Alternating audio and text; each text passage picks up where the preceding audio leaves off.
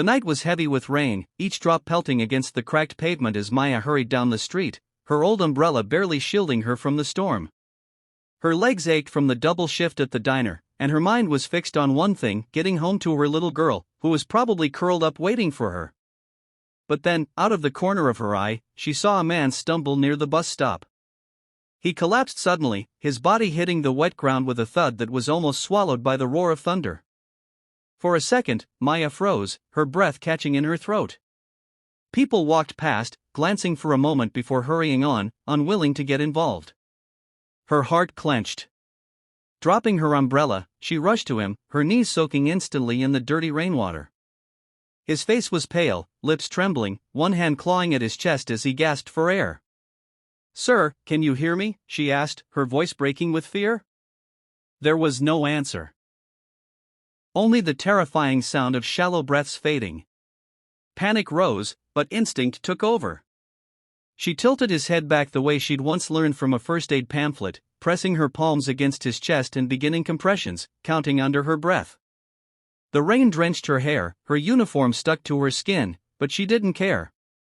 "Come on, come back, please, don't leave," she whispered desperately, pushing with all her strength. For a fleeting second, she wondered if she was too late, but she refused to stop. Her hands kept moving, her voice trembling through the storm. In that moment, she wasn't just a tired waitress or a struggling mother, she was a lifeline clinging to hope for a stranger's life. The flashing red and blue lights broke through the rain as the wail of an ambulance echoed down the street. Maya didn't stop compressions until the paramedics rushed over and gently pulled her back.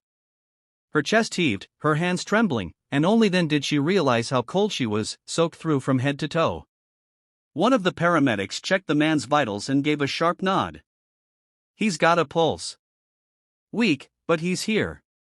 Ma'am, you just saved this man's life."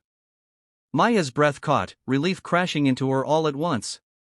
She pressed her shaking hands against her face, a single tear mixing with the rain. "Thank God," she whispered. The paramedic looked at her with something close to admiration. "Not everyone would have jumped in like that. You did good, real good." Maya shook her head quickly, almost embarrassed by the praise. I couldn't walk away. Anyone would have done the same." But she knew deep down that wasn't true. She'd seen people pass by, pretending not to notice, pretending they didn't hear the man's groan before he collapsed.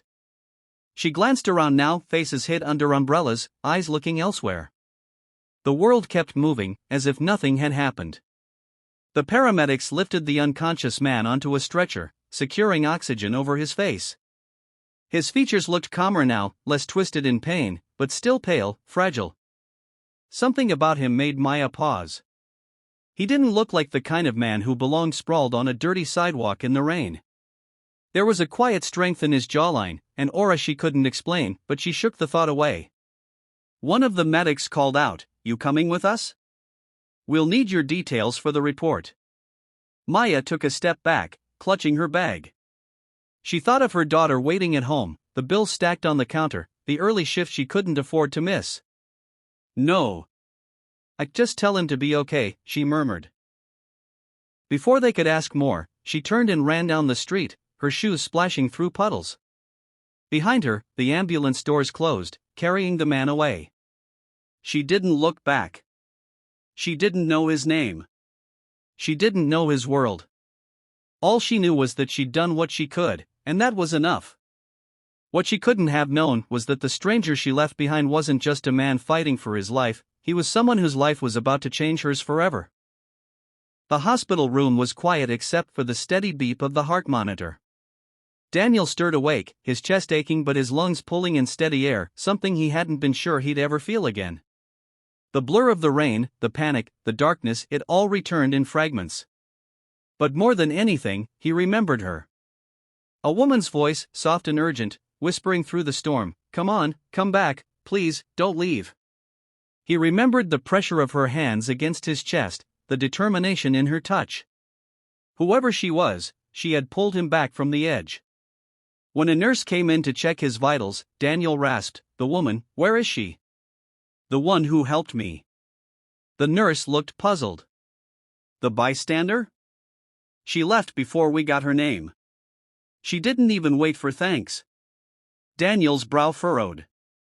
People usually crowded around him, eager to be noticed, eager to connect with the CEO of Grant Enterprises. Yet this woman had saved his life and disappeared like a ghost. It unsettled him. It intrigued him. Over the next few days of recovery, Daniel couldn't let it go. The board members brought him files to review, his assistant urged him to rest, but his mind wandered back to the rain-soaked night and the stranger who knelt by his side. Why had she helped when so many had walked away? Who was she? Lying awake one night, staring at the city lights beyond the hospital window, he made up his mind. He had built empires from scratch, tracked down the rarest opportunities, solved problems others thought impossible. He could find her. He would find her. Meanwhile, across town, Maya sat at the kitchen table of her tiny apartment, carefully counting coins and small bills. Her daughter, Emma, slept peacefully in the next room, hugging the stuffed bunny Maya had stitched together from old fabric scraps. Maya's hands were still sore from the CPR, faint bruises forming at the base of her palms, but she pushed the thought aside. She hadn't told anyone about what happened.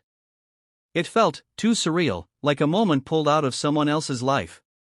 She didn't know if the man had survived. She didn't even know his name. All she could do was pray he'd made it through. As the rain tapped softly against the window, two worlds so far apart were already moving slowly, invisibly, toward each other again.